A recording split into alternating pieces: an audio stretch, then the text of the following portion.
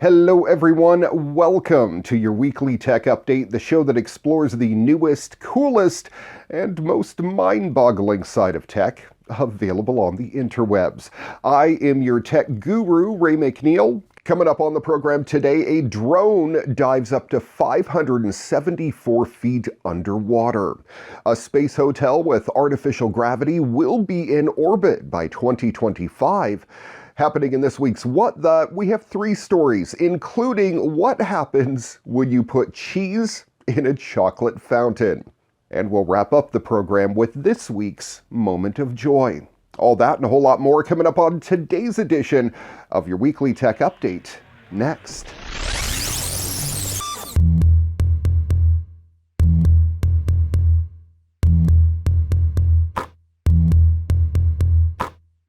Flying drones have become extremely commonplace, but also suffer from growing restrictions on their use. It's hard to argue against their novelty, but safety continues to be a concern. So, where do drones go next? What about underwater? Underwater robotics company Geneinno recently announced its second underwater remote-operated vehicle, or ROV. The T1 Pro is designed for more industrial uses. It does have several intriguing features that could appeal to photographers and videographers alike, however, including that it can dive up to 574 feet underwater and completely illuminate its surroundings thanks to a pair of 3,000 lumens forward-mounted LED beams. It sports a total of 6 motorized rotors for maximum maneuverability underwater and can be outfitted with an additional optional lateral thruster as well. And unlike flying drones, has a very impressive battery life. 4 hours via the built-in battery, and then you can get up to 8 hours total with the addition of an external battery. Each battery can fully charge in 3 hours. It has a pretty impressive peak speed of 6.8 feet per second. Because of the tricky nature of radio waves and water, however, the T1 Pro does use a long tether to keep itself connected to your mobile device or controller. There are methods that have been developed to communicate wirelessly underwater, but nothing to the degree that would be able to handle the high-resolution live streaming that the T1 provides, at least not yet. The T1 can be outfitted with various additional add-ons that make it more suited for industrial applications like an Omniscan sonar, water quality detector, even a second external camera that can be mounted below the T1 Pro to assess seabed conditions. You can get a robotic arm attachment and even a laser scaler that can measure objects that divers can't explore safely themselves. While these add-ons are much more practical than creative, they do show that there is much that is possible in the world of underwater drone or ROV development.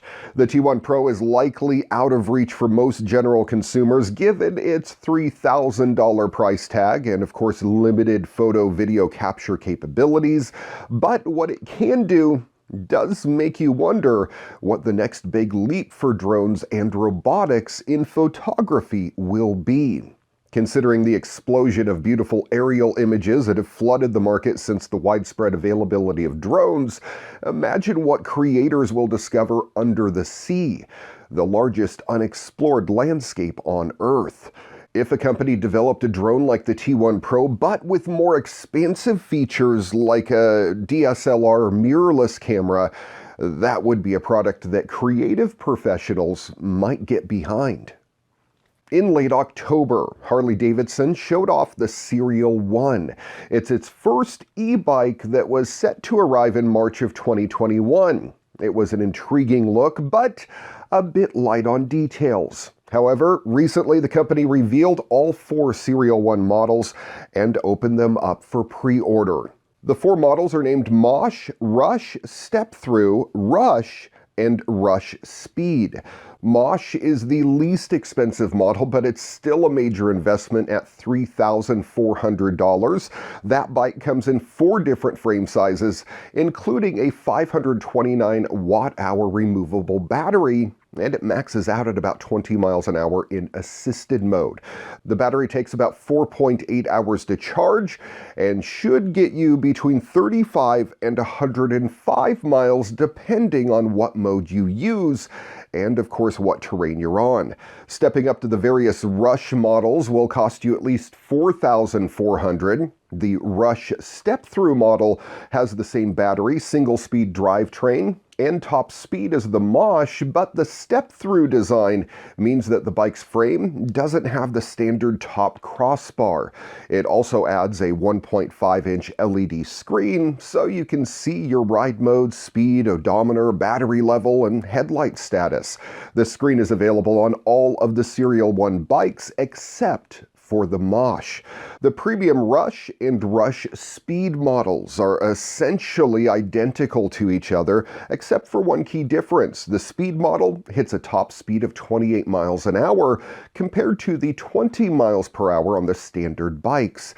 Both bikes have a 706 watt-hour battery that takes about 6.5 hours to charge, while the Mosh and Rush step-through feature single-speed drivetrains.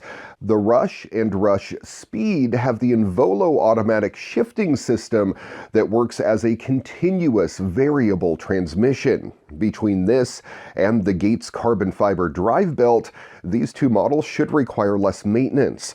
The Rush starts at $4,400, while the Speed model starts at $5,000, or, $4,999. All of these bikes are available to pre-order right now and are set to deliver in March 2021. With the exception of the Rush Speed, which Serial 1 says will arrive in the summer of 2021. For more details on these bikes, Serial 1 has short YouTube videos for each one, and there's a lot more info on the company's website as well.